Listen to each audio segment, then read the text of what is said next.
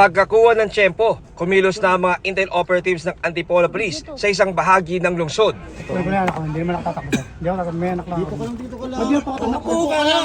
Walang kawala ang 4 na lalaki habang huli sa aktong nagpapataya sa illegal online sabong. Cellphone na may internet connection ang gamit ng mga suspect para sa kanilang malag-guerrilla style na operasyon. Yung guerrilla style kasi niyan, pagka yung okay na yung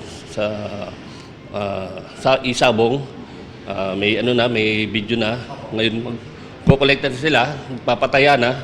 Pag after nung sino manalo, bibigay na yung panalo, tsaka aalis na. Mabilis na talaga. Tapos pupunta ulit sa lugar, ganoon ulit ang gagawin nila. Yung mga Toda driver, ang nila dito, Rokyano. Kasi sa Toda kasi may pila-pila yan habang naghihintay, taya-taya sila. Bagong estilo raw itong illegal na pagpapataya na inilalapit na sa mga parokyano ang pagpapalabas ng online sabong ng real time para tahimik na magawa ang tayaan. Na-recover natin siyang cellphone, tapos yung bet of money, at karapay nilang kaso is PD 1602, illegal gambling. Sinubukan ng GMA Integrated News na kunan ng pahayag ang mga suspect pero di sila nagbigay ng pahayag. Para sa GMA Integrated News, John Consulta, nakatutok 24 oras.